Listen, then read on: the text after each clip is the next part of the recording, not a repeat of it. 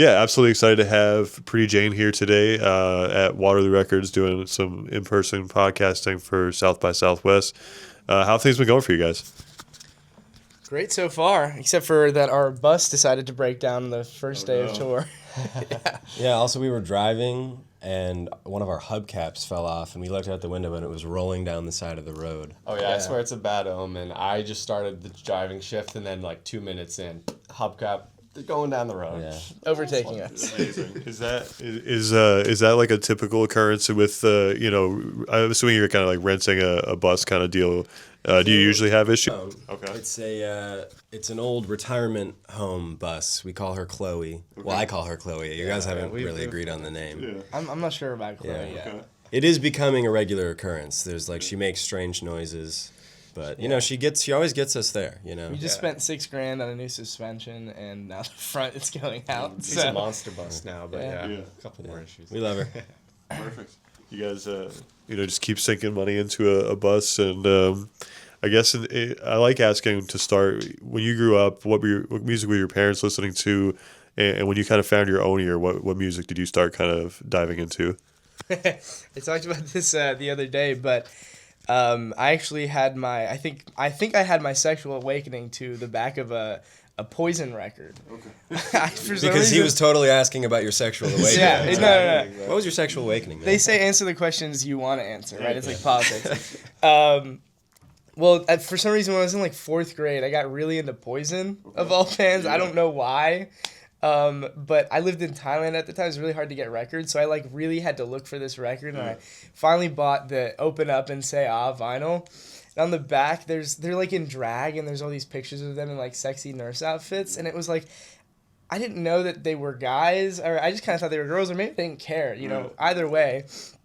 I just spent a lot of time looking at the back of that record. I got really into Poison for a little bit. My dad was a big Jim Croce guy. He was also a big Simon and Garfunkel guy. And I feel like my taste pipeline has sort of come full circle, where it started with like particularly Paul Simon, and then it's sort of come full circle to like the same style but in modern with like Adrian Lenker, Big Thief, which I think Adrian Lenker is like my biggest inspiration of all time. But yeah, thanks Dad for getting me into like folk and stuff. Yeah, right. No, I would always catch my dad like playing his acoustic in his bedroom when I was just a kid, and I would always just kind of peek around the door like, hey, I want to see what's going on in there. So he was kind of implanting the ideas early. Lots of classic rock, a very niche band actually. The guys that wrote the King of the Hill theme song, that was like one of my biggest bands growing up, which is very odd, but like Arizona Southern rock. But that evolved much more into like, I'm a big like Syd Barrett, David Gilmour fan, Pink Floyd, all of that kind of stuff, psych rock. So that all kind of influenced everything. Yeah, also shout out to Mike, Ethan's dad, for letting us record in his basement for like years and years and years. We're finally out of the basement, Mike. Thank you.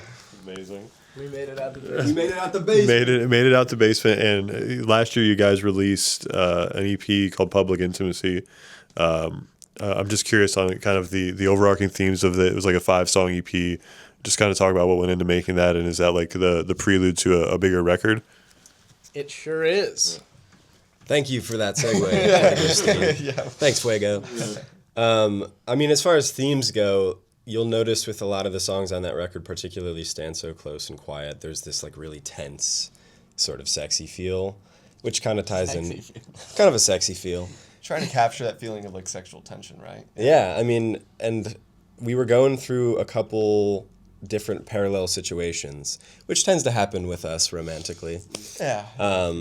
Where there was this sort of like, does she want me, does she not, sort of thing. And you can really, I think, hear the tension come out in like the arrangement and the vocals of Stand So Close, and Quiet is quite literally written about that. And then, yeah, I mean, that's pretty much it.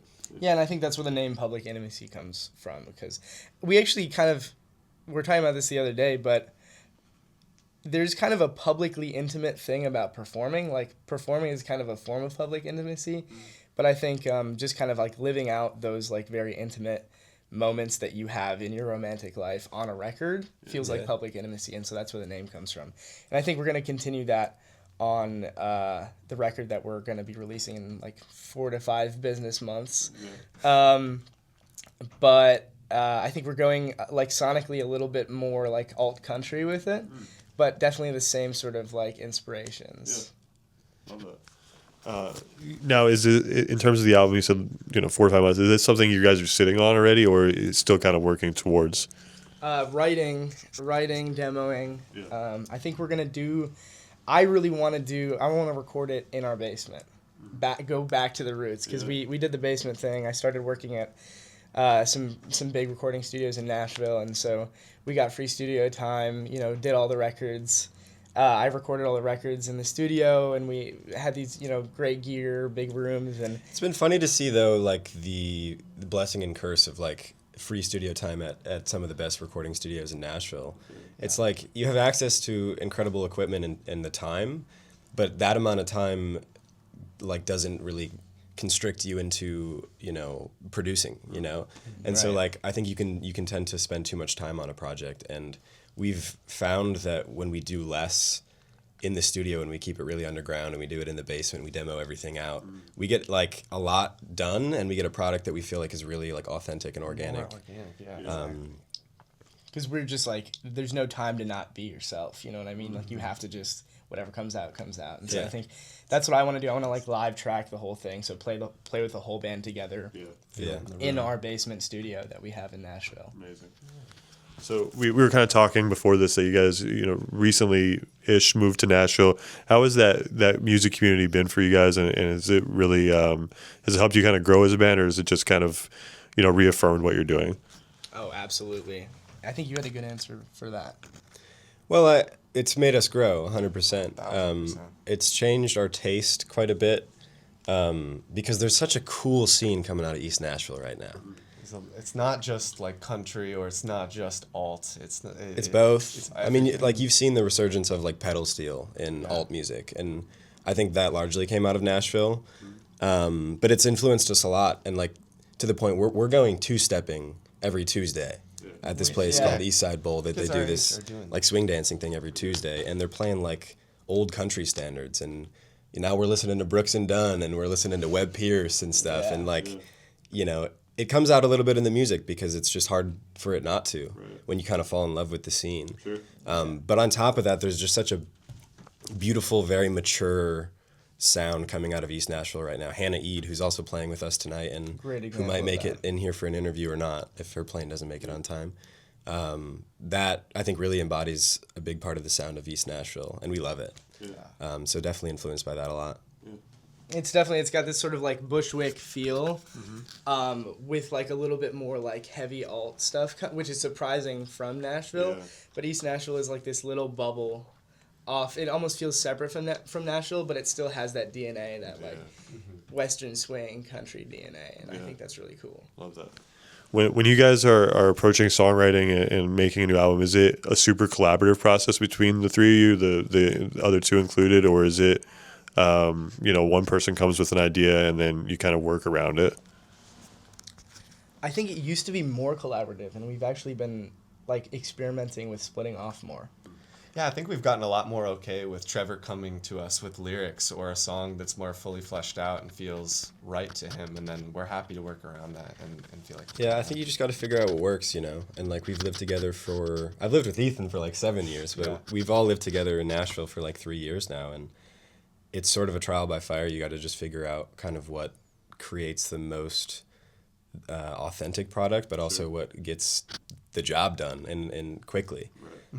And lately, I've been having sort of a crazy situation with my mom, who's been in the hospital for like 3 months, and I'm not going to get into the whole mom situation right now, but it's been a big point of inspiration for me and something that I've written about for years and years, and almost to the point that it made it difficult to write with these guys, because I had this really heavy family situation, and it just, how do you collaborate on that with other people? Like, how do you take something that's so viscerally personal to you and be like, what lyrics do you guys want to put in that song? Right. And it, like, to the point where it's a little difficult, and like being my biggest inspiration, like it just made it a little hard to collaborate on lyrics and songwriting and stuff. And so a lot of the songs, especially the old ones, ended up being kind of a cool, like, middle ground between it was like I was drawing from the same emotional themes of that situation, but you could apply it to many different situations, which to me is my favorite kind of art. You know, you're not listening and being like, oh, this thing happened to this one person, and I'm like listening as this sort of like they're the narrator and I'm the audience. Right. I just think art is I feel what's happening and I can apply it to whatever situation I'm in now. And I just find lately that when I'm like writing on my own, that tends to be how it comes out, you know? Yeah. But there's plenty of songs that we've written together as well. Like a lot of that EP, Public Intimacy, was written, all of us, you know? Yeah.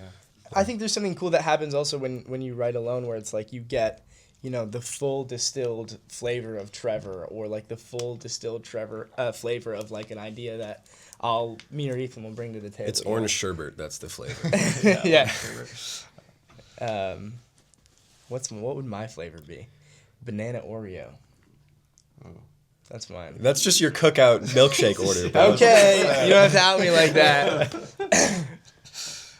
Do you have cookout here? I mean, I'm not from Austin. I don't have a cookout where I'm from. I haven't seen any. No, so. Are you all hip to cookout? Do you know ball? I don't even know what cookout is. So you have to. Okay. Amazing. In terms of, you know, being an artist singing titles, you know, you have to wear what feels like 100 hats.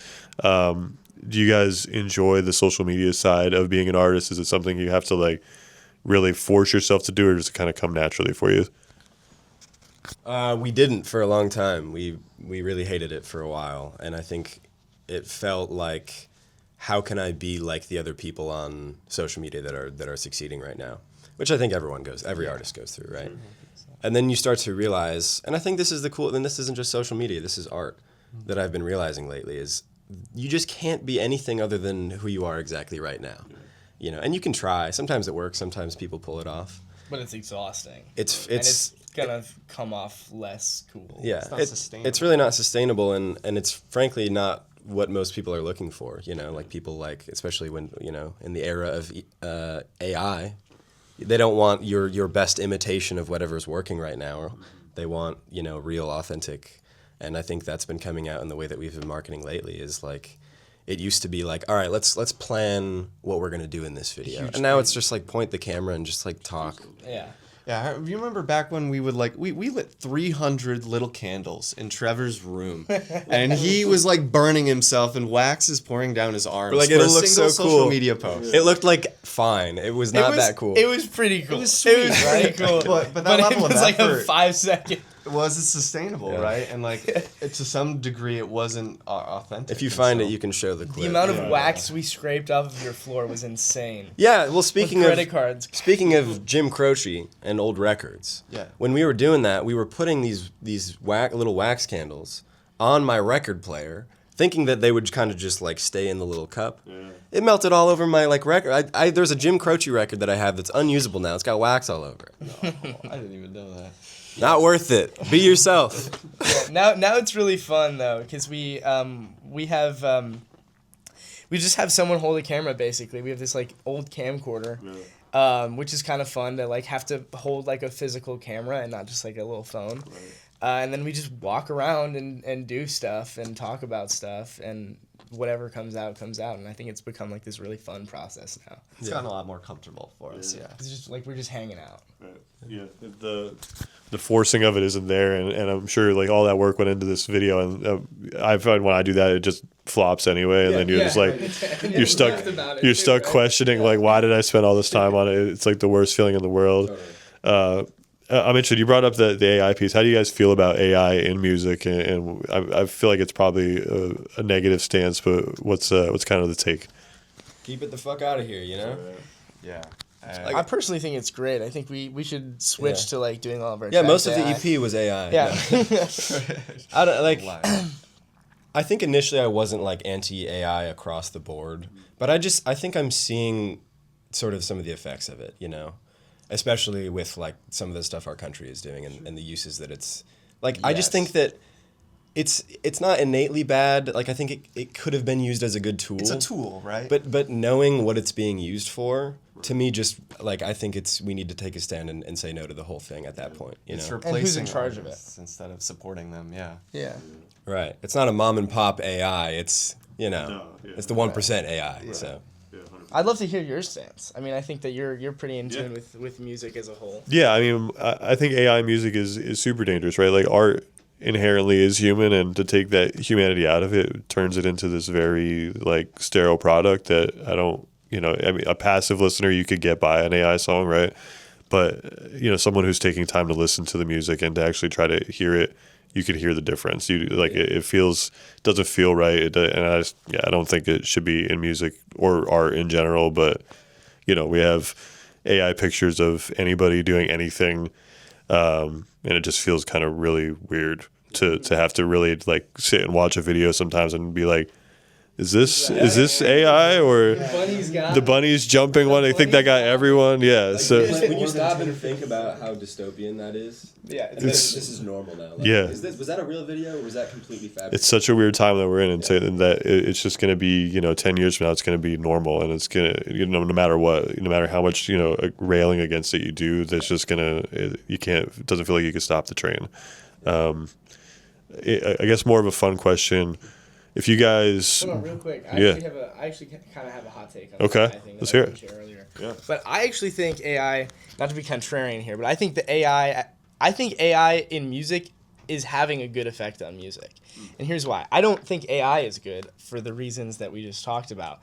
But I think that it's having actually kind of an interesting and cool effect on the music industry, because I think there was a while when the goal was to make music that was as perfect as possible, essentially doing something that AI can do now, right? And I'm not saying that stuff is bad. I love like a really good pop record. I mean, Future Nostalgia, Dua Lipa, love that record. Awesome record. The early Katy Perry stuff. Sounds perfect, but I love it.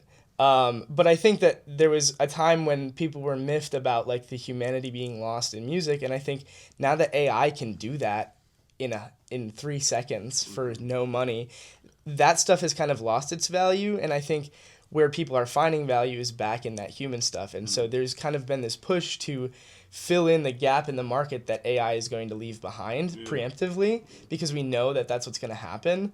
And so I feel like there's been a big resurgence in just like really imperfect, garage band punk music, and I think that's cool.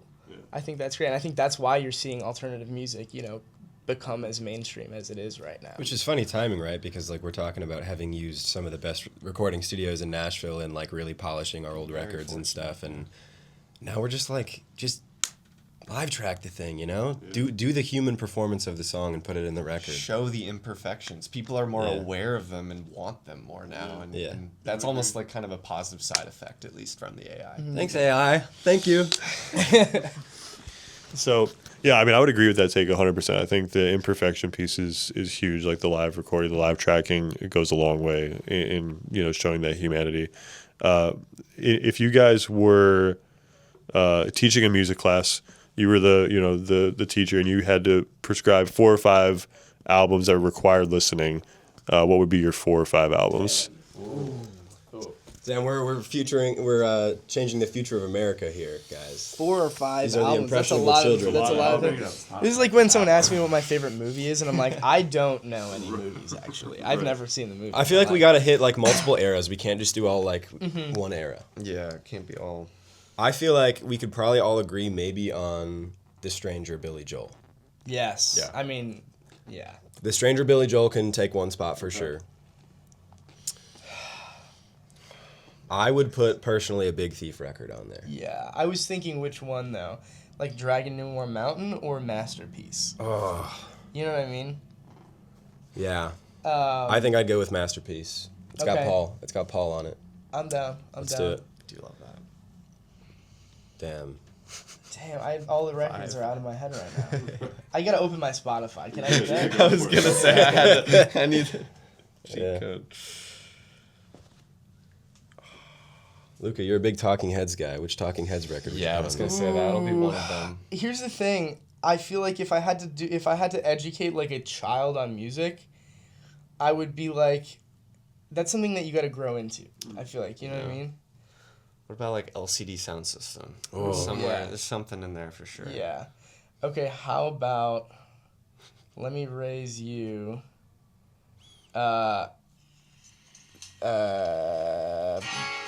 some Pine Grove album. Sorry, I don't know why my phone is. Isn't it just called like ampersand or 11 or some shit? Yeah. Okay. Absolutely by Dijon. Yes. I would make them watch the video because Yeah. I think that the video is like one of the greatest pieces of art. One of the most. And then kids are visual learners. Right. Yes, Right. right. And then Amperland. Amperland. By Pine Grove. Also make them watch it. Okay. Is that 4? We're up to 4, yeah? Up to 4, yeah, one more. Okay. What have we haven't hit? I feel like we've only hit one like sort of 70s record.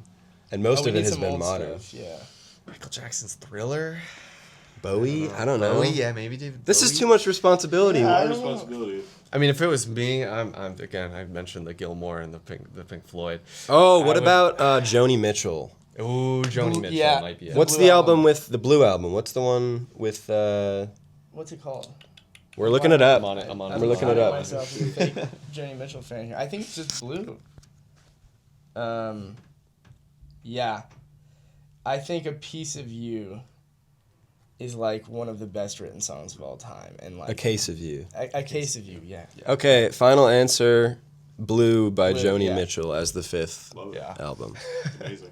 Turns into a debate with us. Yeah, it's okay. It's a funny question because everybody, like, you could really kind of pick somebody's taste through the 5 albums that they pick. In terms of the songs you guys have released, what song are you most proud of? Come on, man, you're killing me, That's dude. like Those are good ones. I mean, these are things we need to know. you gotta pick a child, pick a favorite All child. right, I'll go first. And you, I think our song Cattails was the first time, because you asked earlier, like, how do we delegate the songwriting? I think that was the first time I really went off on my own and had the confidence to just let a Trevor song happen, you know? And, you know, obviously that song was really personal to my situation with my mom. It was the first time that I didn't hold back at all. And we were talking about like mimicry before and imitation, and it was the first time I think I didn't, you know, try to make it someone else's song. And so like I think looking back, especially with some of the stuff we're writing now for this upcoming album, there's stuff that I'm writing right now that I'm more proud of, but I think a song from the artist's perspective is more than just like how it turns out. It's also like the emotional space that you were in when you wrote it. And I think I'm just proud of what I did, I guess, you know, like more than how it turned out, or more than, which I'm also proud of how it turned out. And I love the production on that record. Thank you, Luca. Luca produces all of our music. Everyone type I love Luca in the comments. But yeah, just super proud of like having written the song more than, you know, how it turned out. yeah, I think I really love how that song turned out as well. I love how it feels. I think the other song that we kind of have really come back around to is Stand So Close. I think for a while we were put off by that song because it came out more pop than It's we so wanted it fun to. though. Yeah. And so we felt a little bit inauthentic about the tone of the song and the tone of the production and the arrangement. But every time we go back and listen to that thing, we're like, man, this arrangement rips, and it feels so good, and we just love it. It's so fun fun to play. And so I guess there is that part of us as well. That's where that kind of fun, authentic, tight pop song is just authentic to us, and we're up on happy to stage. kind of own that now. I think. Yeah. Yeah. Yeah, that was gonna be my answer. Stand So Close. Yeah. And then, you know, I live my life in music curation, so I always ask too, like a song or a project that you've been really into recently. Recently. I just found an apple in my pocket. This is awesome. Good ASMR right there. Sorry. We give it up. Something that we like super recently. I gotta open my Spotify again. I'm so bad at like. Can you repeat the question? I found an apple in my pocket and I got distracted. A song or a project you've been really into recently. A song or a project? Okay. There's this guy. I don't know where he's based. I'm gonna finish chewing this apple and I'm gonna answer this question. His artist name is Way Dynamic, and he put out an album pretty recently, I think, and it's all good. I think my favorite song off of it is Miffed It. I think that's what it's called, Miffed It. That's a great one. Way Dynamic is really cool. Definitely would recommend giving him a listen. I have been. Oh, there's so many. I feel like I want to Tell us about your sexual awakening. Yeah, you can go back to that one. So let's talk about Poison again. Well, one of our good friends and former roommates is in a shoegaze band called Fossil Creek. Yeah. That's a band I've been really into. I've also been really into Mercury, who's also out of Nashville. And then for my final one, I know you asked for one. What about Bean? 3. Yeah, I was going to say... Sorry, 1 second. Good. The internet here is so bad in Austin. It's like so horrible. Oh, I've been really into Randy Newman lately. Short people got no reason. What about you, Ethan? I have honestly kind of gone back to this, like, this is left field, but like 90s rap, MF Doom. Yeah. Some of those kind of samples and those productions were just kind of really fun. I've been enjoying those lately. I just walk by your room because we all live Yeah. there. And I hear MF Doom going, I'm like, all right, Ethan's locked in So right now. Ethan does all of our like web design stuff. I'm the techie guy. I wear the Yeah. hat. And I swear your like web design, working on your computer music is MF Doom because every time rap snitches caniches. Like, every time. And then I guess just to kind of wrap it up, guys, you mentioned about maybe an album, and what can fans look forward to for you guys? Well, we are embarking on our second headline tour. We're doing the West Coast. And then on the tail end of that, so that's our headline tour, and on the tail end of that, we're going to be opening for Callum Scott for his West Coast run, kind of circling back around. Yeah, that'll be from LA all the way back to Austin, full circle. So that we're really excited about that. We're going to... I think we get to play the Will Turn in LA, so I'm really excited. I'm so pumped, Yeah. dude. So excited. Thank you for having us. If you're in LA, come out. Yes. Yeah, and then like we said, I think when we get back, it's album time. We don't exactly know when it'll be done. But Yeah. it's But written. where it's written, and I think y'all are gonna hear a really cool fusion between some of the Nashville scene influence and from like some of the Nashville history influence, with like some of the tighter pop stuff that you heard on Public Intimacy, and I'm really excited for it. I think it's gonna be sick. Yeah. If you guys stop by any of the showcases, we'll be playing some of those new songs as Yeah, well. a lot of new songs in our live set. See you there. Yeah, I'd love to. Okay, before we leave, I want to hear your 5 records. My 5 records? Yeah, we gotta throw it back. Okay, so my 5 records would be self-titled Doors album. Okay. Give me Man on the Moon by Kid Cudi. Nice. Jeez, this is hard for me. I've never actually answered this question. It's funny. Give me... I love how Kid Cudi can kind of just like growl into the mic like a jaguar and everything. Yeah, and like I was like in college, like when that album came out, so like that was like, it was just peak, that was a good one for me. Give me... Yeah, see, this is tough. Fuego, what was your sexual awakening? Yeah, my sexual awakening album. That's funny. I'm gonna try and hit some. Give me Sgt. Pepper from the Beatles. I'll take that one. You gotta give me. Let's see. I got the '70s covered. So you're trying to hit genre. Trying to hit eras too. Right, exactly. I went through a really big like punk-ish kick. So give me. State of the Union by Rise Against, and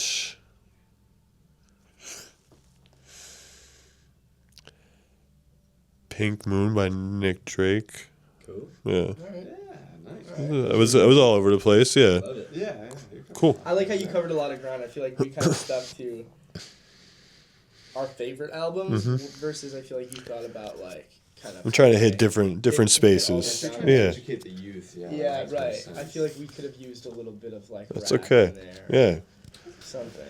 it's supposed to be personal to your taste, so you're good. Right. No worries. But yeah, guys, I appreciate you taking time today to stop over and see you guys tonight at the showcase. Thanks for having us, man. Yeah. Thanks for Appreciate having it, us. guys.